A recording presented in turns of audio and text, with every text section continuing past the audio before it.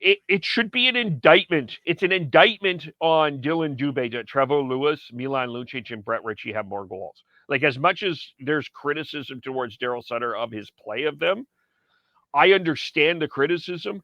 But when Dylan Dubé has 2 goals and is contributing nothing either offensively or defensively, you have to play somebody.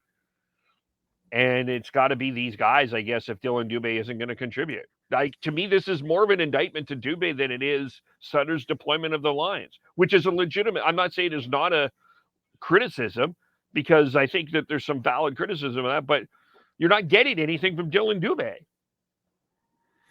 Yeah, that line in the last 5 games has not been good enough. All three of Kadri, Dubé, and Mangiapane are sub 50% in the shot share stat, and their expected goals and expected goals for and against are also sub 50%. That should be a line that's a line that needs to be above 50% for the Flames to in both those categories to be able to produce offense. Because if that line's hemmed in their own, spending more time in their own zone or in the neutral zone than in the offensive zone, how's Kadri supposed to produce at the level that everyone Flames fans were hoping? Yeah. So I don't know why Sutter has stuck with that line for so long, because I don't think it's working. No, I don't either. That to me, that's the line that concerns me the most. That line specifically is the one that concerns me the most. Now, I guess in terms of the other question here, and the big conversation now is finding that offensive spark. And the name Matthew Phillips has come up again. This is my thought process here. So the Wranglers play the Canucks today. They are off until December 2nd. The Flames play Matthew Tkachuk and the Florida Panthers on Tuesday. They play the Montreal Canadiens on Thursday. And then the Wranglers go on the road for a while. If there was a time for there to be a call up, I would think that this would be the week to do it, because you're at home, you have some time off. This would be an opportunity to have a look and bring someone up. I know that people are saying there's no way that Sutter does it, but I also don't think that the Flames organization can sit back and look at what Matthew Phillips has done with the Wranglers and say he doesn't deserve at least a look. Like, to me, if you're about rewarding people for effort, Matthew Phillips deserves at least a look in the National Hockey League the next 2 days. And you're at home.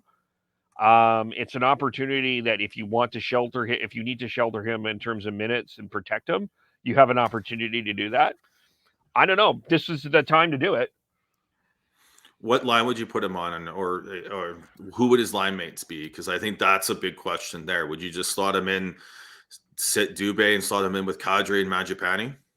Honestly, I would try it. I honestly would try it. What would hurt? What would happen? He's not going to score. They'll allow another goal. What were the stats again? What's the difference between what Dubé would give and what Phillips would give right now? I mean, that's fair. But I mean, you could do a Kadri. My own. You could do a Kadri, Coleman, Phillips line. Sorry, because Coleman is responsible defensively, and that may allow Phillips to do that. And you put Mangiapane with what I call the center whisperer, which is Backlund, who seems to get the best out of people when they need to do it. I wonder if that's the way that you go.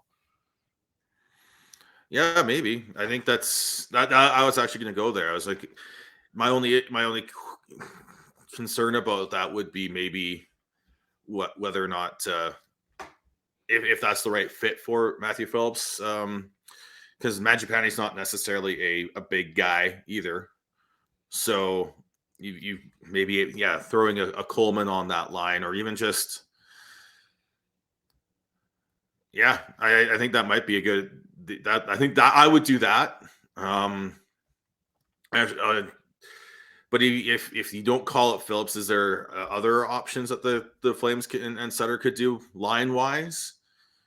We saw that they started to reunite Toffoli, Huberto, and Lindholm at the end there, the last game and the last couple games actually. Are we going to see that get reunited? And if that's the case, what happens with Backlund? Who's he going to play with? Because Yeah. the other thing for me, I think if Toffoli's going, maybe it's time to see if he can find some chemistry with one of the other centers as well and start building depth. If you can find a way, although, because I was thinking like, what would the line of Huberto, Lindholm, and Coleman? How would that Yeah, work? I don't think it would be terror. I mean, the original plan was Lindholm, Goudreau, and Coleman, so I don't think that would hurt. I wouldn't mind seeing a Kadri to Foley. I guess you could keep Dubé there, and then you have Backlund, Mangiapane, and Ruzicka together. Um, and then I guess you do your mishmash of you do that law firm of Lewis, Lucic, and Ritchie as your fourth line. Um, I don't know where they're at with Kevin Rooney, but he certainly doesn't seem to be highly considered in the future of the Flames lineup for the next little bit. Anyway, um, they haven't been seemed to be super happy with him. But I mean, that's the other. Yeah, I guess that's the other.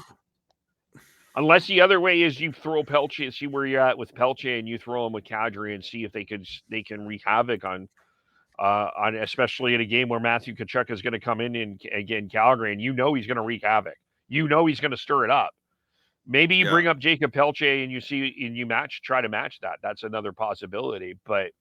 Um, but to me, like I think where I agree with the people here is I do think that